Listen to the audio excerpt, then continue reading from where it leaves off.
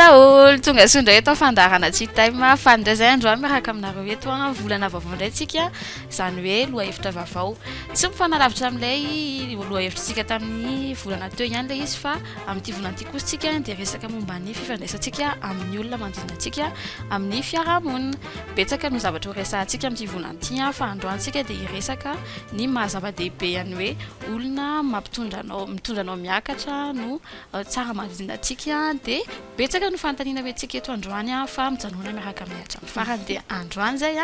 tena faly dia faly tokoa afaka mandray any Joika avy ao amin'ny Flou mpanorona ny River Messenger sa miaraka amintsika eto androany faly be zay mandray any Joika faly miraba ny valosoa sy miora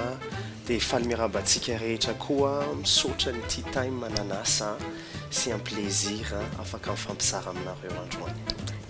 dia faly miraba anareo fantenen'ny valosoa ty fa mbola faly be foana zay mandray Joika dia faly miraba antsika rehetra ny atokantrano amin'izao volana vaovao izao tema vaovao dia atombotsika avy hatrany arao ny ten'Andriamanitra amin'ny ohabolanao toko fafito amby roapolo andiny fafito ambin'ny folo ny vy maharanitra ny vy toy izany koa ny olona maharanitra ny tarehiny sakaizana ten'Andriamanitra anankiray mampasiahantsika hoe mana ny fihevitr'Andriamanitra ny finamanantsika na fifandraisana amin'ny olona dia fitaovana anankiray entina anamboarana antsika dia tsy vitany hoe anana namana zany satria za tsy teo irery za zao anisan'izany taloha fa Andriamanitra mampianatra antsika mihitsy izy hoe lalina kokoa tsaratsara kokoa noho izany no tokony ho azo anatin'ny fifandraisana amin'olona tokony hoe mamolavola sy mitondra antsika amin'ny zavatra tsara ny comparaison noir nampiasainy tety zao dia ny vy ozy izy ny maharanitra ny vy atao ina moa ny vy rangitina fa hoe misy toerana zany ametrahana azy dia iny vy iny rangitina mba hanana forme izy ipetahany eo amin'ilay zavatra ipetahany eo amin'ny tanjony izay mihitsy zany ilay sary dia mandritran'izay zany misy ny fifampikasokasohana izay dia mitransforme tena hoe manamboatra an'ilay vy manakaiky kokoa foana hiatsara kokoa foana mba atongavana any amin'ilay tanjony dia ohatran'izany mihitsy ny ten'Andriamanitra ao anatin'ny relation antsika hoe fifandraisana na misy confrontation ary na hoe mety hoe torohevitra omeny namana ve fa manakaiky mitondra antsika ambonimbony any amin'ilay tanjona tian'Andriamanitra hitondrana antsika foana dia manana izay fahefana ngeza be zay ny finamanana sy ny fifandraisana amin'ny fiainantsika fa mety be izany amin'ny zavatra tsara fa mety koa nefany amin'ny zavatra ratsy dia izay mihitsy no resahantsika eto zay mihitsy no resahantsika eto androany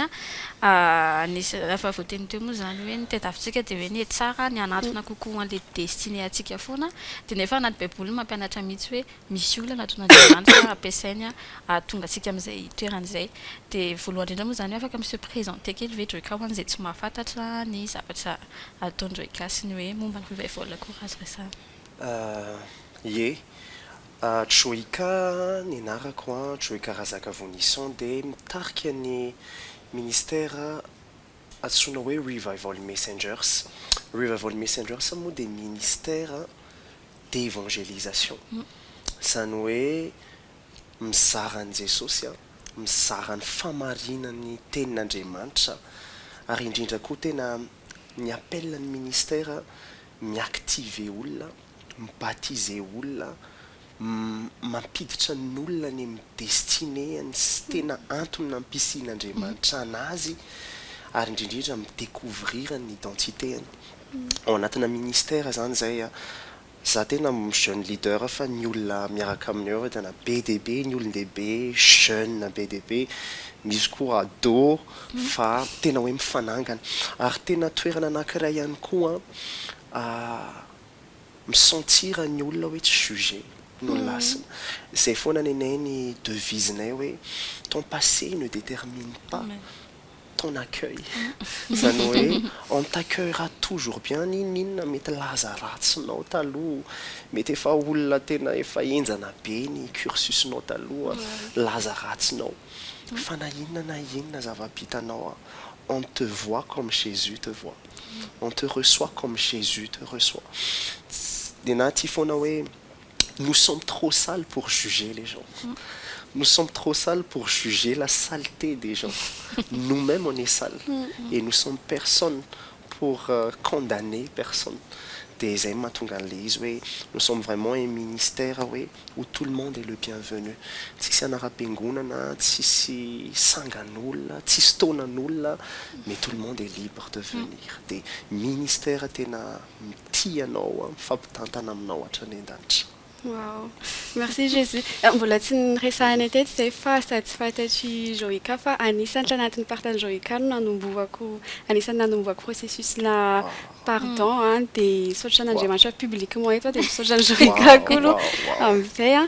dia ie anomboantsika anazy moa miresaka tsika hoe s'entourer des bonnes personnes ohatrany ahoana izany dia ohatrany ahoana nefa les bonnes personnes inona ny lazain'ny baiboly amin'ny ohatrany ahoana ny olona mitondra miakatra zany sy tamin'ny expérience ny Joïka hoe dans le caractère na amin'ny tsy any amin'ilay olona koa fa amin'ny zavatra izay raisinao any amin'ilay olona ohatrany ahoana ny définissena an'izany hoe bonne personne zany. Wow, amina manokana voalohany on n'a pas choisi d'abord nos parents. Très bon point. On n'a pas choisi nos parents, on n'a pas choisi aussi les caractères de nos parents. On n'a pas choisi la manière de voir des parents. On n'a pas choisi qu'on toetra na parents. Ny entourage-tsika voalohany manko dia ny parents. Dia ny fitaizain'ny parents zany no mijoue anisany mijoue rôle ngeza indrindrany amin'ilay mahizy atsika izany hoe ny entourage sy ny personne obligée hiaraka aminao voalohany dia ce sont tes parents. Dia indrisy nefa fa be dia be koa nefa ny parents maratra manangana tokantrano be dia be ny parents mety hoe tsy tao amin'ny tompo ohatra dia mety nisy manière sy pensée be dia be ary entre parenthèses anisan'ny problème mana jeune be dia be amin'izao et même toute une nation dia nanomboka tany amin'ny parents daholo. Zavatra remarqué zao ministère misy anay ny akamaroan'ny ankizy rehetra parents divorcés tsy nafantatra ny dadany hitanareo hoe les blessures sy les images noentin'ny parents be dia be tamin'ilay génération mihitsy zany namela séquelle ho an'ilay jeunes ny entourage voalohany ho an'ny olona zany dia ce sont d'abord les parents. Dia eo amin'izay hoe comment trouver la bonne personne mais lohany hidirako amin'izay dia matoa za miteny an'izay nous sommes personne pour condamner nos parents. Baiboly miteny hoe tiavany ray aman-dreninareo ary manaja ny rainao sy ny reninao zany hoe tsika tena tokony manaja foana n'inona faiblesse ny parents atsika be dia be na même moi za tena tafiditra ao anatin'izany fa be dia be ny falemen'ny parents fa tsika tena natsoina anaja sy tia ny parents atsika foana fa kosany amin'izay manomboka eo amintsika tokony misy zavatra miova manomboka misy zavatra miova hoe miovao izy ny tompo amin'ny fanavozana ny sainy ny tena fibebahana manko amin'ny baiboly eo ihany le hoe miala amin'ny ratsy fanao fa ny tena fibebahana dia miova ny mentalité anao dia amin'ilay fiovana mentalité iny mihitsy zany hoe andeha hanova zavatra koa marina hoe on m'a fait ça nandala injustice on était agressif envers moi zahako ny rejetena mais je ferai pas ça. Fa à mon tour je serai une lumière à mon tour hanova zavatra ho tsaratsara kokoa dia une bonne personne. Il faut avoir l'humilité zany oui après tout ce que j'ai vécu tena zay mihitsy le hoe bonne personne avant de côtoyer la bonne personne les bonnes personnes sois d'abord la bonne personne. Sois d'abord le changement que tu veux être. Sois le changement que tu veux être. Sois d'abord la personne qui est la bonne personne et tu attireras aussi les bonnes personnes. Lorsque tu es une bonne personne, tu attireras des bonnes personnes. Lorsque tu es une mauvaise personne, tu attireras des mauvaises personnes. Tu attireras des semblables. J'ai vraiment remarqué ça. J'ai remarqué que ça, oui, nous la malaise. Mora kely mikôtoyer olona malaza satria efa malaza zareo fa sarotra be amin'olona tena tsy malaza mihitsy mikôtoyer olona malaza satria mifampisatire io zavatra io et les bonnes personnes attirent les bonnes personnes les mauvaises personnes attirent les mauvaises personnes. Sois d'abord la bonne personne dia anaraka raha olona tezitra sy olona tena azafady teny an'ity hoe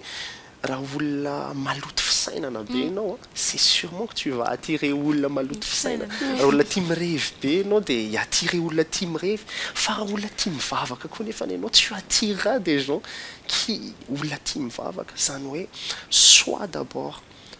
la bonne personne et non mihitsy ny bon entourage aloha sois la lumière dans les ténèbres dia hoe pour être la bonne personne pour avoir une bonne entourage sois d'abord le bon entourage sois d'abord la personne tena hoe ou la bonne personne c'est que normal tsara mihitsy ie dia tao anatin'ny expérience any Joyka ve tamin'ny hoe na hoe tambola ado na hoe amin'izao efa niainan'le hoe misy finamana tena mitondra anao midina fa tsy miakatra dia nanahoana ny iainanao an'izay sy ny hoe ny réaction hoe comment tu as réagi zany rehefa hoe tena tsy mety marina ity dia ahoana fomba nialana moramora tamin'le olona fa tsy hoe tonga dia anona be koa moa zany fa hoe inona no tokony atao rehefa conscient tsara ianao hoe tena tsy mety ty entourage misy anaty dia hoe mila miala ao anatin'le izy ny zavatra remarqueko hoe ny entourage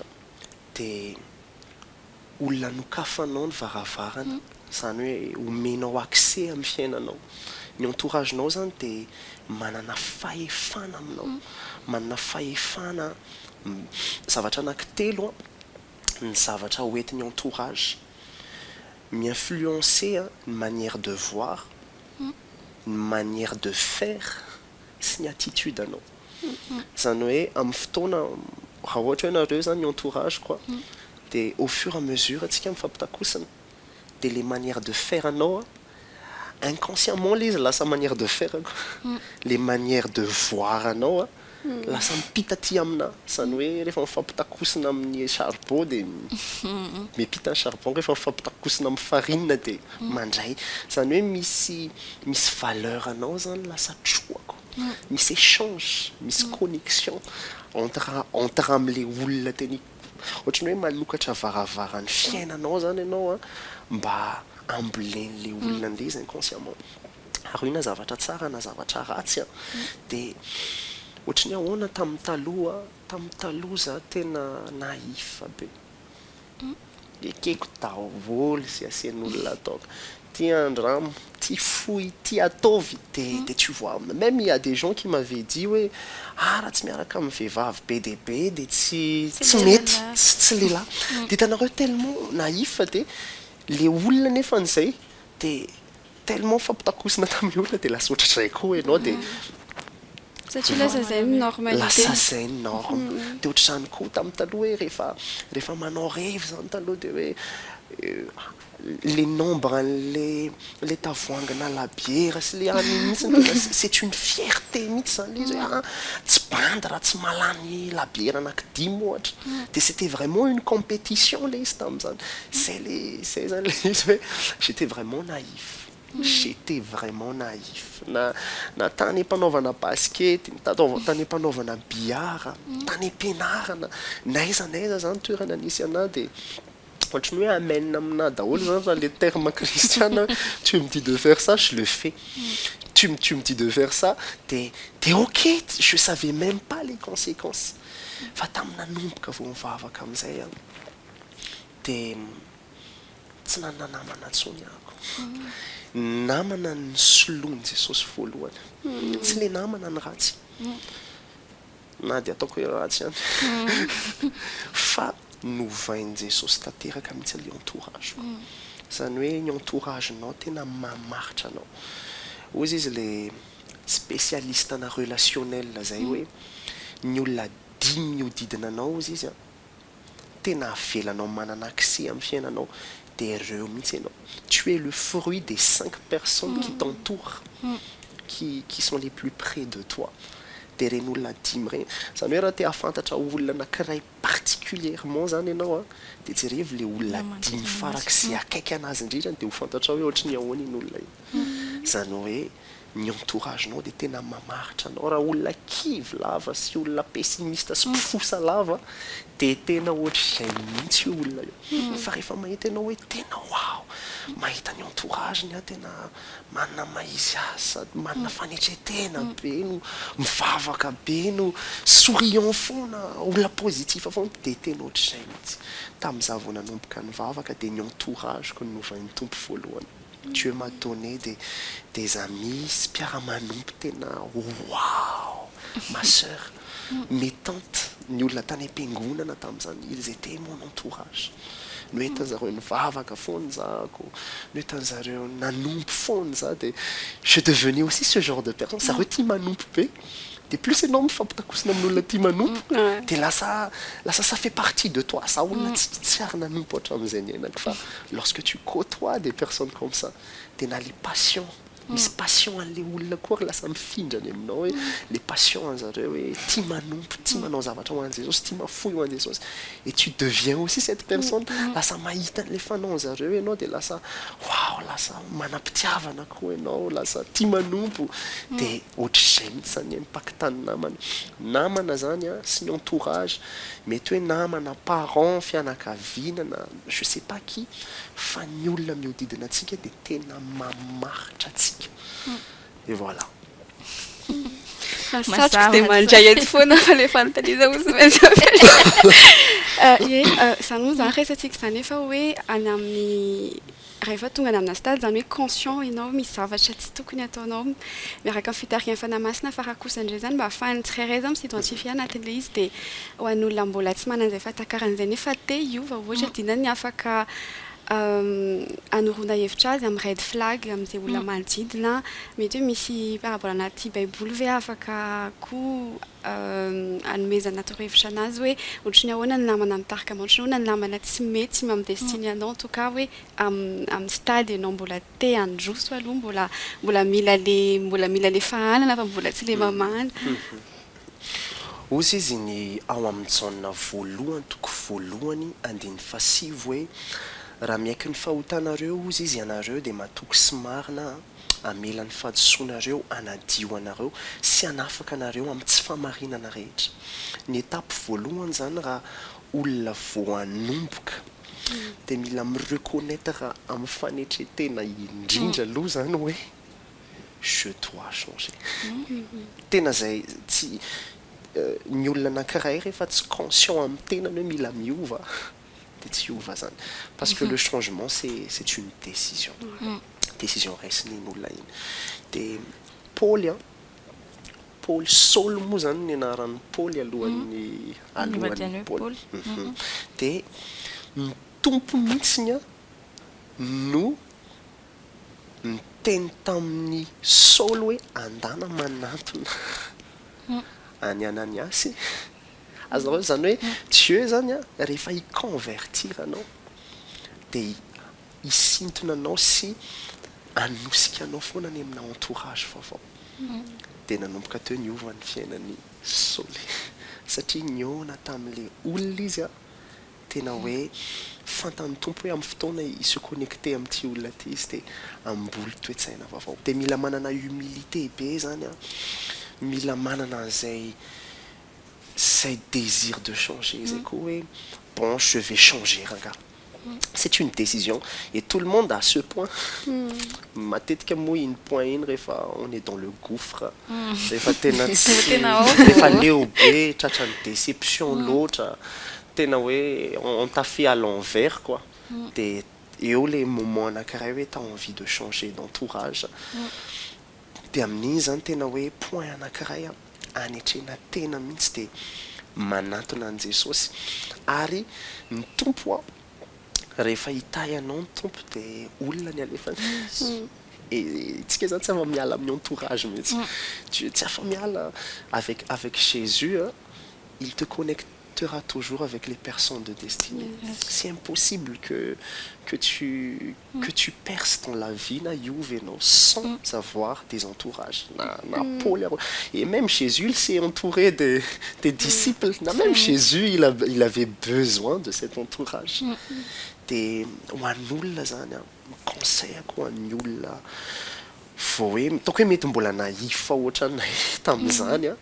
il est important de s'humilier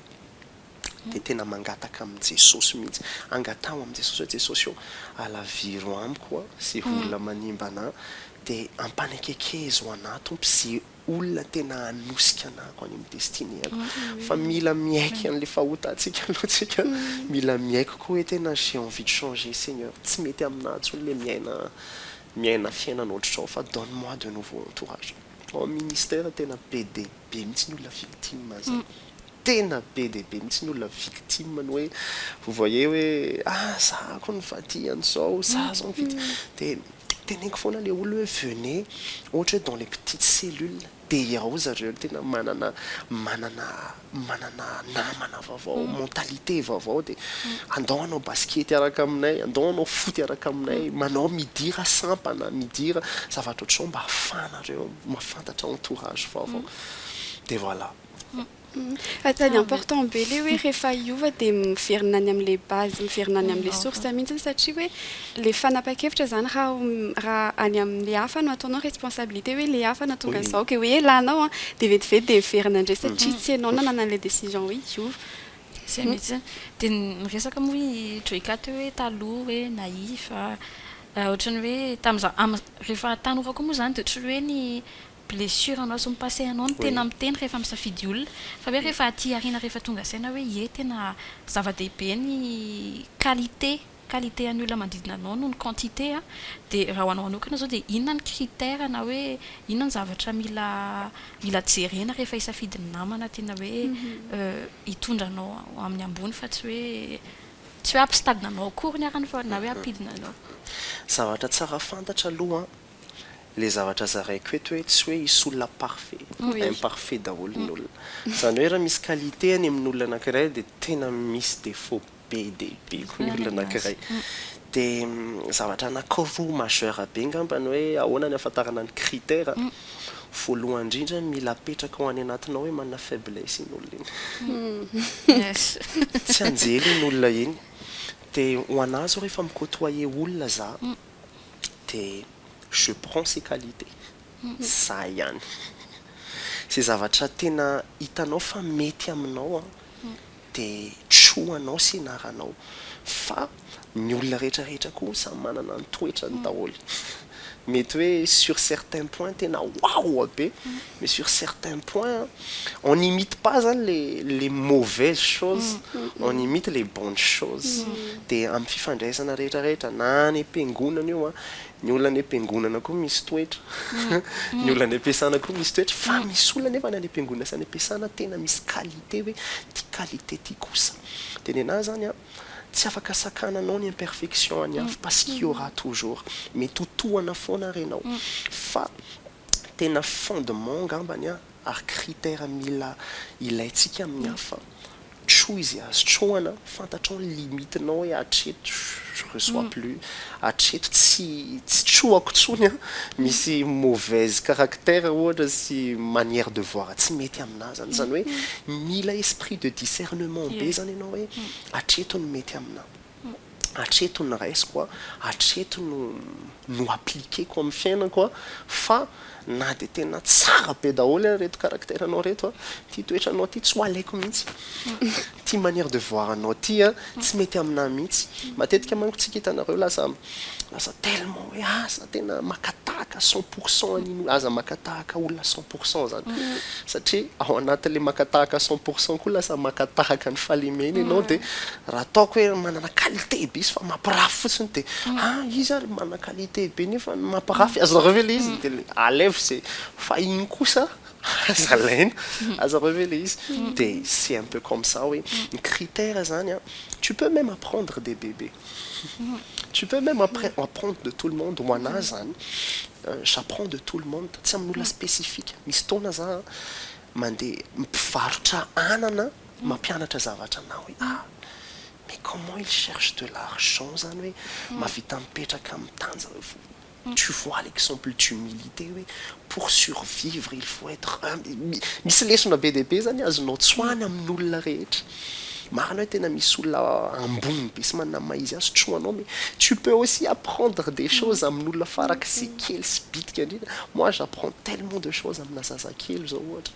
j'apprends tellement de choses amin'olona tsotra mais j'apprends aussi beaucoup de choses amin'olona tena manana maizy azy de ho anazy zany a il faut juste être sensible amin'le zavatra mety aminao hoe mila manana zay sensibilité sy discernement aingana be zay hoe waouh le na vavaka ataoko isa-maraina foana hoe Seigneur parle-moi à travers mes relations et parle-moi à travers mes situations de ninina zany entourage ninina zany zavatra miseho amin'ny journée de isy lesona be dia be indray ho voraiko andro de voilà miresaka mitsika moa zany hoe en blessure sy ny environnemental de raha ohatra ny zany hoe misy manko entourage tsy safidiany resantsika teo ny ray aman-dreny fa misy koa ohatra hoe ny anam-pianarana ny saison alovana amin'ny fiainana zany de misy namana tonga ho azy tsy voatery le safidiany de raha tonga amin'le fotoana amin'izay zany a anovana an'le entourage toy ka zao teny teo hoe nisy fotoana tena nanovana namana entourage novan'Andriamanitra voalohany de nisy fotoana tena irery tsy nisy namana mihitsiny ohatra ny ahoana ny affrontena an'izay inona ny mindset tokony anana anatin'le enao irery iny mihitsiny mba tsy hiverena amin'le validation des autres zany fa hoe mankatoa de mijery an'Andriamanitra nefa enao rery tamin'izany aloha zany za tena mbola tsy nahay niaraka tamin'Andriamanitra voana indray an'ny tompo mihitsy za tamin'izay de zavatra isaorako an'ny tompo misy olona foana zany a ampiasain'ny tompo za ho an'olona nandray an'ny tompo misy olona foana ampiasain'ny tompo idéclencher sy activer anao il y a toujours cette personne il y a toujours cette personne moi j'avais eu ma sœur misy olona foana za tena mino fa tena misy le olona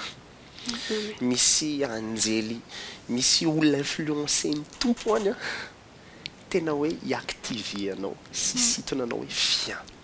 misy foana que ce soit par les réseaux que ce soit par namana et même fa misy olona io de mila haintsika tsara miidentifie an'iny olona iny satria iny ny accès ngeza be farafarana ngeza be anankiray idirana amin'ny fiainam-bavao zany hoe mila sensible be zany tsika kristiana surtout vao manomboka satria iny olona ray iny introduire aminao amin'olona be dia be tsara ohatra zany mihitsy hoe olona derrière une personne manko ohatra ao arinany miora zao t'as je sais pas t'as 300 personnes derrière toi lorsque je te vois zany je sais que tu côtoies 300 personnes ao arinanao de re 300 personnes reo manana ny qualité andaholo de rehefa manomboka miresaka miora zao za de mety manana accès amin'le 300 personnes ao arinanao de zany hoe il ne faut jamais sous-estimer une personne satria ao arinan'olona anankiray misy zavatra be dia be misy fahasoavana be dia be de mety possible olona ray io na roa fa matetika ray le olona anankiray tena mitona anao za aloha zany c'était ma sœur zokinay ny introduire anah tamin'ny pasteur anay ny introduire anah tamin'ny asa fanompoky voalohany ny introduire c'était la personne qui croyait en toi c'était la personne qui t'activait c'était la personne qui disait tamin'izany za tena forcena mihitsy ny vavaka mais elle disait Jo viens tanareo zany c'est la personne qui te shake quoi oui viens de misy on avait tous cette personne de misy olona koa tena antsony tompo hoe tena andaoky andao mety hoe manasa anao amina fotoam-bavaka mety hoe te hivavaka ho anao misy foana zay olona ray zay fa matetika tsy de raha itsika le olona anankiray na adinidinitsika nefany ao arinan'iny olona ray iny accès sy varavarana ngeza be misokatra moi j'avais eu la chance et j'honore particulièrement ma sœur qui m'a forcé tao amin'ny CFB tamin'izany tena za moa zany tena forcé ny zokinay degany be tamin'izany andao hivavaka 1 heure hatramin'ny firy andao fotsiny mais s'il y avait pas des personnes comme ça zany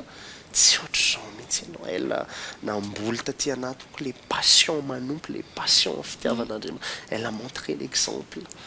et je suis la personne que je suis devenue aujourd'hui. Wow, alléluia. Je dois beaucoup zany à Jessica, à ma sœur personnellement.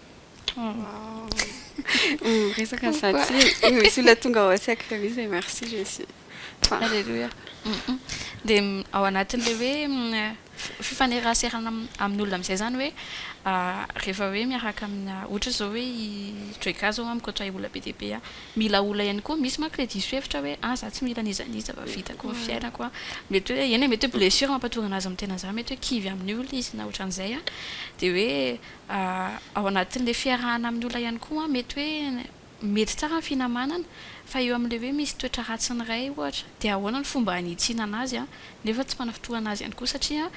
mety hoe tena mety hoe atao hoe partenaire tsy hoe partenaire fa hoe namana de destinée izy ohatra fa tsy fahaizana mifanerasera mampatonga an'le izy hoe potika nefa tena hoe misy tena hoe izay mihitsy nataon'Andriamanitra hoe hiaraka dia ahoana fomba hoe ifanitsiana ao anatina finamanana tokony ho izy hoe zao kosa tsy mety na voalohany aloha il n'y a pas de relation parfaite. Il n'y a pas de relation sans problème. Na couple, na ray aman-dreny sy zanaka, na namana, na mpiara-manompo. Et arrêtez aussi de penser piny be dia be hoe rehefa ny am-piangonana dia olona anjely daholo. Non. Il n'y a pas de relation parfaite. Il n'y a pas de relation sans problème.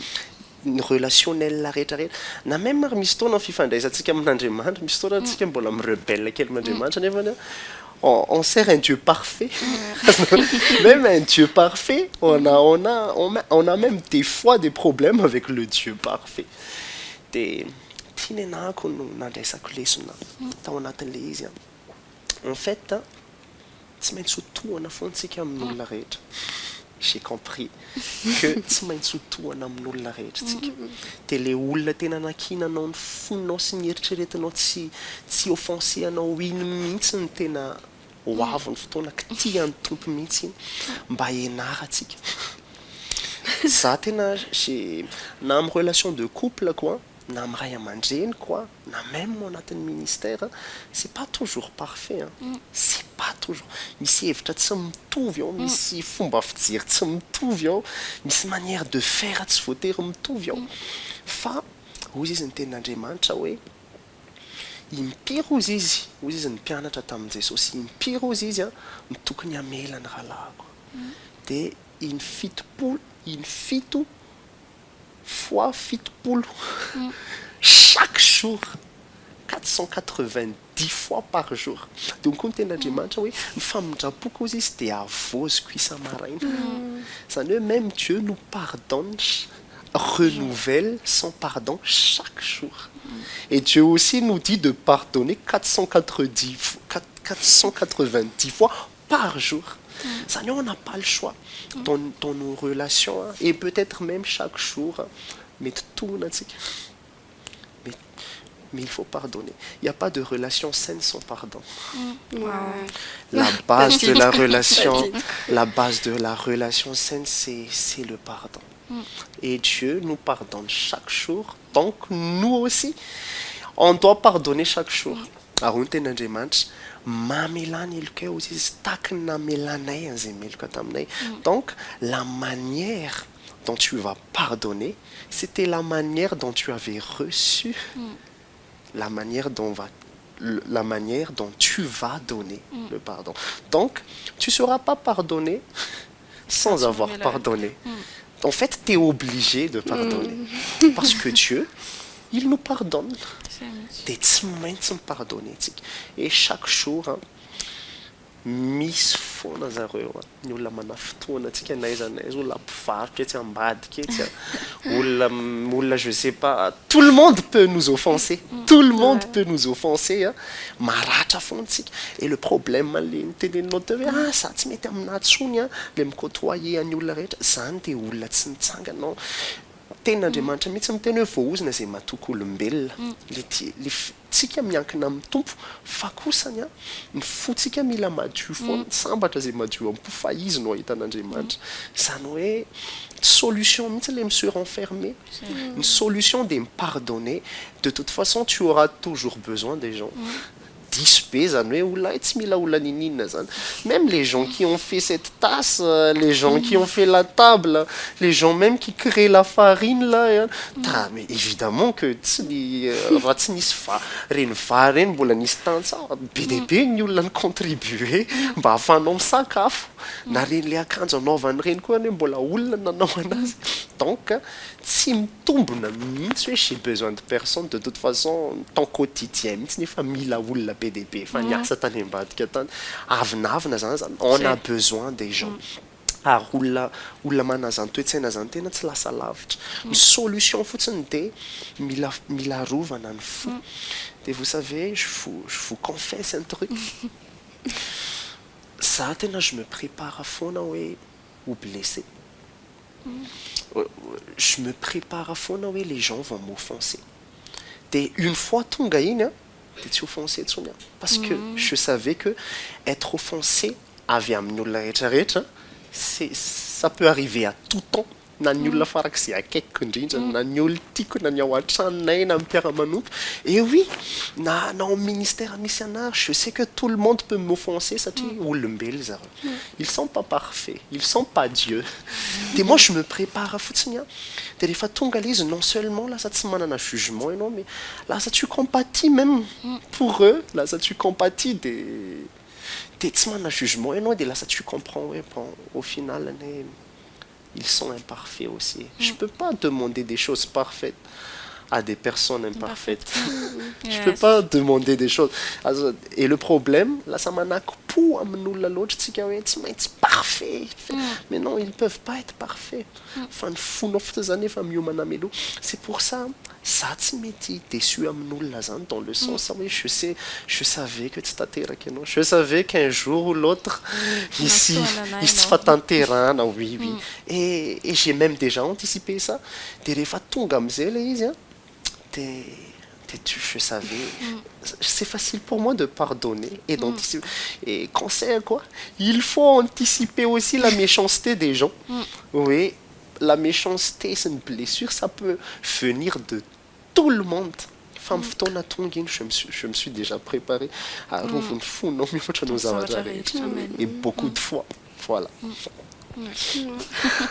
mila fatakarana be mihitsy zay vao tonga am'zany stade zany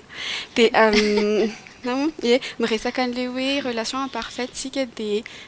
indrindra hoe fifandraisana amina tsy kristiana sy ny kristiana zaloha mino be mihitsy hoe tsy mino be mihitsy hoe ilaina ny fifandraisana kristiana tsy kristiana fa ny kristiana to kristiana zany ohatrany hoe tu es la lumière dans la lumière zany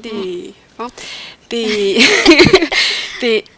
amin'iny fotoana iny mihitsy zany ahoana no ahafantarany raha hoe an'izay fahatakarana zany hoe ny olona rehetra tsy parfaite na ny kristiana na tsy ny kristiana zany fa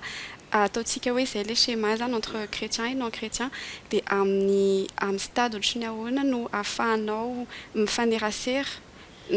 zany amin'ny niveau anao amina olona tsy kristiana mba hoe zay mihitsy ny anehoana an'le fitiavan'Andriamanitra amin'le olona anehoana an'le pardon anehoana an'le miséricorde amin'le olona de inona à quel stade zay no afaka atao misaotra miora et bon mila premièrement aloha mila enraciner tsara ao amin'i Jesosy tsy maintsy satria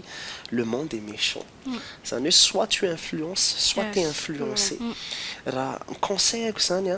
raha tena mbola tsy mijoro de tena aleo mihitsy aloha micôtoyer tena manana bonne relation aleo mihitsy ny olon-dehibe tsara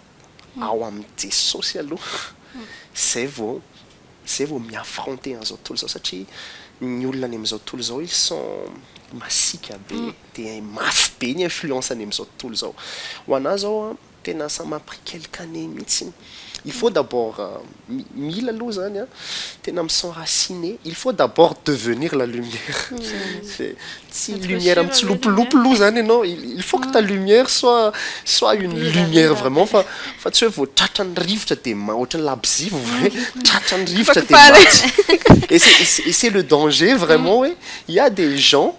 mbola voalabzi kely de tonga de andeha hiditra any anatina obscurité de au final la tratran'le influence de maty le labzi fa nous on doit être vraiment cette lumière tena fo peu importe ny rivotra peu importe ny amaizina an'le toerana mety hoe de mifandrafandra be le izy ary tsy mora miaffronter pour être honnête ny olona zao tontolo zao manko tena ils nous prennent comme des fous tena ary ny tenin'Andriamanitra mihitsy miteny an'izany hoe ny fahendren'andriamanitra dia fahadalàna ho an'izao tontolo izao zany hoe la croix io azo fijaliana sitsika mivavaka sy manao témoignage io c'est vraiment de la folie pour eux tena qu'est-ce que vous coincez borné moi j'ai vécu ça tellement de fois tenao zany raha olona tsy bien préparé makany amin'izao tontolo izao raha olona tsy manana ny caractère ny liona caractère ny Jesosy ianao dia tena sady maratra ianao dia lasa mametra-panontaniana amin'ilay Jesosy tena misy fenao Jesosy azonareo le izy dia pour être une lumière il faut d'abord être enraciné mila mianatra be dia be ao amin'i Jesosy caractère tenin'Andriamanitra comment aussi parler avec les gens any amin'izao tontolo izao ok raha hoe miresaka normal ane ça va mais après lorsque tu vas hikitika amin'izay ianao hoe Jesosy ny tompo tu es confronté à des musulmans, à des hindous, à des athées. Tu es confronté à comment tu vas faire face à tout ça? Comment tu vas introduire ton Jésus? Il y a un temps, j'étais confronté à un musulman. Et peu importe ce qu'il dit, et non les fiorena non tompo zany peu importe any amezina sy ny ananareo moi j'ai mon Jésus et c'est ça la vérité. Ary PDP misaotra ny tompo misy en ministère misy musulmans convertis misy musulmans convertis moi je comprends pas mais azonareo le izy hoe si t'as pas zany le fiorenana tsara ao amin'ny tompo aleo aloha zany tena miorina tsara ao amin'ny tompo vao mikitikitika an'le resaka évangélisation tu peux côtoyer le monde d'un monde normal c'est bon fantatrao hoe ty tsy raisiko tsony ty mentalité ty fa rehefa hanomboka hipartager an'le Jesosy amin'izay il faut que tu aies les bons bagages les bons arguments et la manière aussi de les propager satria zareo ils sont méchants de base. Nous sommes les ennemis de ce monde quoi. Tu te confrontes à tes ennemis aussi à chaque fois que tu évangélises il faut faire très attention zany mba tsy sanatria vava hoe vao mainka hamono an'le afo kely le hoe aleo miorina tsany ao amin'i Jesosy dia mianatra tsara ao amin'i Jesosy dia rehefa fantatra amin'izay hoe je suis capable d'affronter ce monde et de partager Jésus aoary zany mihitsy ndraindray iny tsy nadinontsika fa rehefa le vao manomboka ao amin'ny tompo iny dia le miridarida be dia to dia hoe manao excès de zèle mihitsy hoe tonga dia lasa zao hoe nizaniza mifanenamiko eo dia to dia avy atsany fa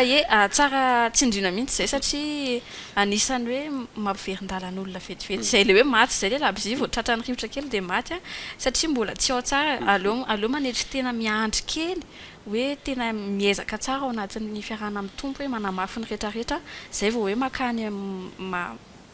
mahasahy makany amin'izao tontolo izao dia tsara tsindriana zay tsara ho fantatritsika fa alohany hoe efa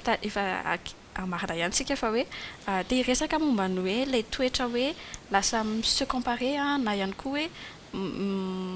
misy an'izay karazana complexe ihany koa rehefa miaraka amin'ny olona anisany hoe zavatra courant be tena feno be amin'ny hitany amin'ny fiarahamonina moa zany anaty fiangonana anaty anina hoe lasa misy fifaninanana misy mialina ny anina misy an'izao ahoana tokony hizerena an'izay inona no tokony hoe travaienao anatin'ny tsirairay avy mba hoe hiala amin'izany karazana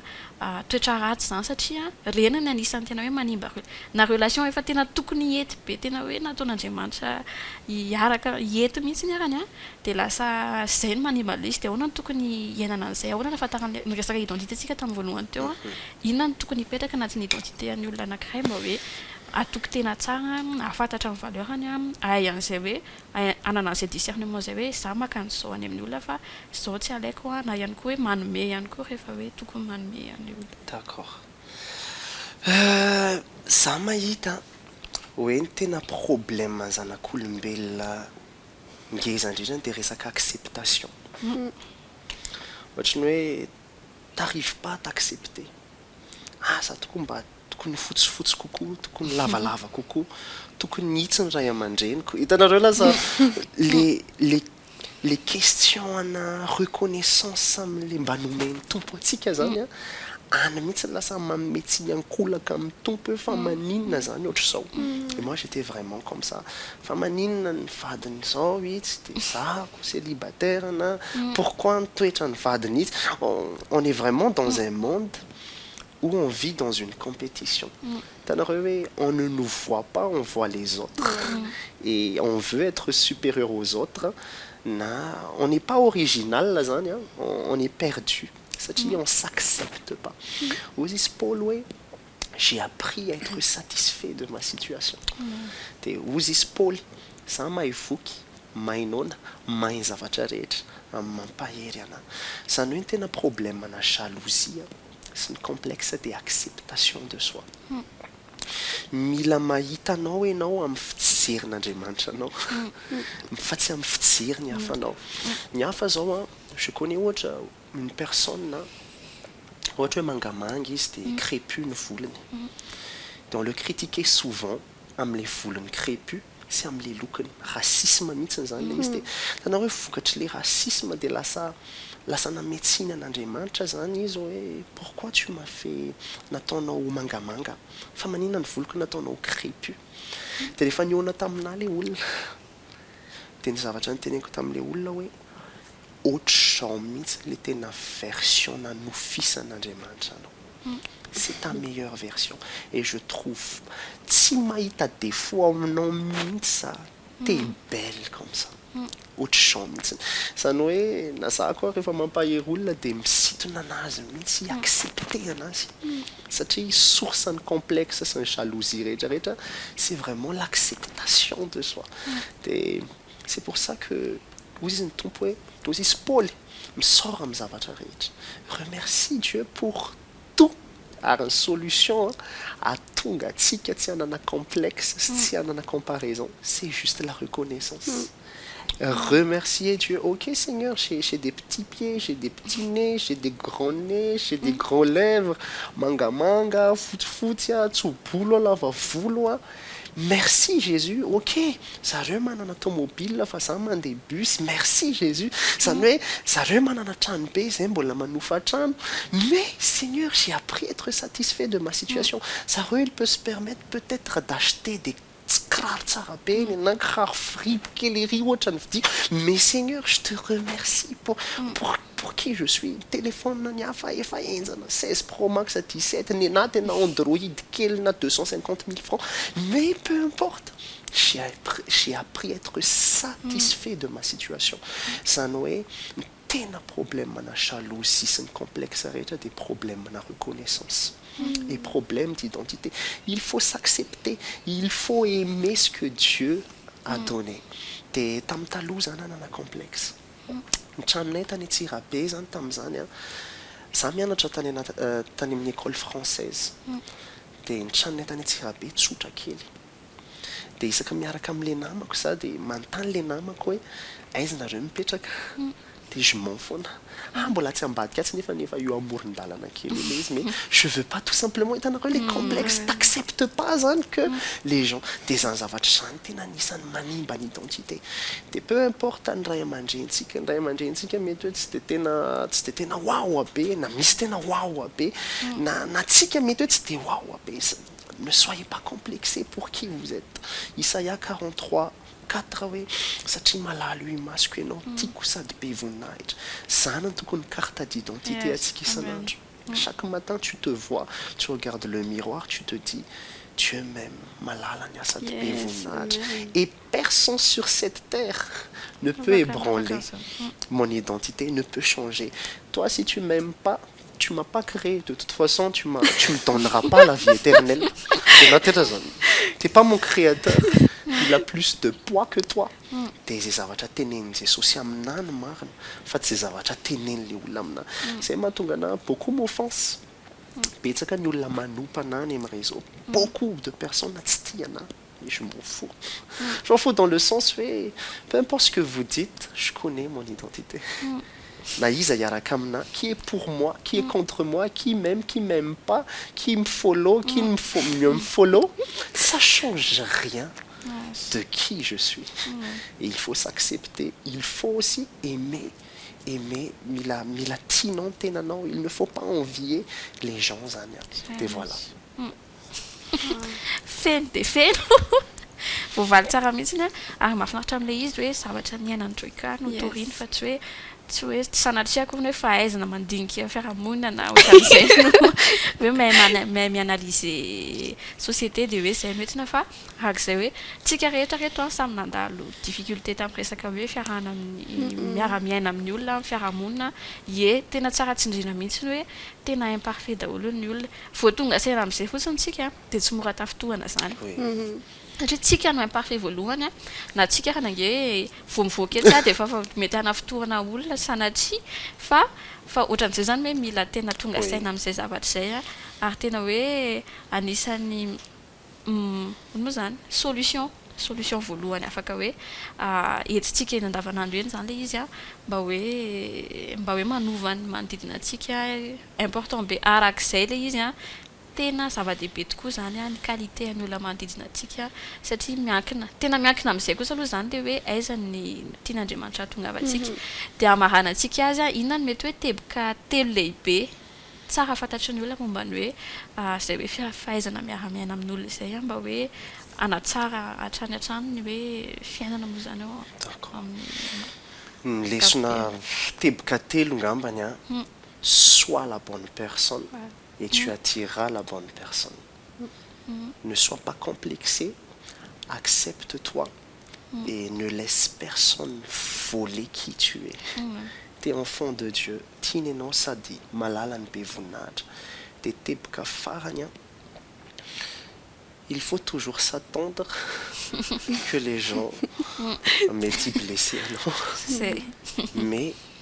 tsy alaina dans le mauvais côté le izy dans le sens hoe andehana mafo be zany tsy ifandray amin'izy non Dieu t'appelle à pardonner et aussi tsy maintsy ifandray amin'olona foana ianao fa atonga antsika tsy arary fo atonga antsika tsy hanana rancune koa dia mila pardonner fontsika dia mila renouveler ny pardon antsika ohatra ny renouvellement ny pardon an'i Jesosy amintsika isanandro dia mamelany ilika tahaka ny namelany azy ny ilika taminay amen. Dia makasitraka be dia be andro Joyka zay niaraka taminay teto androany tsy ahivina hoe misy ny selula iarahana amin'ny Joyka sy ny Revival Messenger sa isaky ny Zoma afaka resahan'ny Joyka kely hoe isaky ny Zoma amin'ny 4 ora sasany ariva ao amin'ny Roxy Antaninarenina tsy misy vidibidirana tongava maizy ianao tsy manavakavaka ary tsy mamaritra ny accueil anay ianao ny passé anao fa tianay ianao dia mandray anao ny fitiavana zay zany ka slogan dia tena manasinareo tonga efa be dia be ao anatin'ny pejin'zareo foana karazana thème resahan'zareo isaky ny Zoma dia arao ny pejin'zareo Revival Messenger sur Facebook ao dia vakasitraka anareo anaraka hatramin'ny farany tena faly zay afaka niresaka zavatra ohatran'izany anafahana antsika indray ao anatin'ny hoe zavatra mangejantsika ao anatin'ny hoe fahaizana miara-miaina amin'ny olona dia makasitraka be dia be anareo makasitraka faraparany Joyka makasitraka mora ihany koa dia raha nataony tamin'ny Joyka zany dia ataony amintsika rehetra ihany koa dia veloma daholo.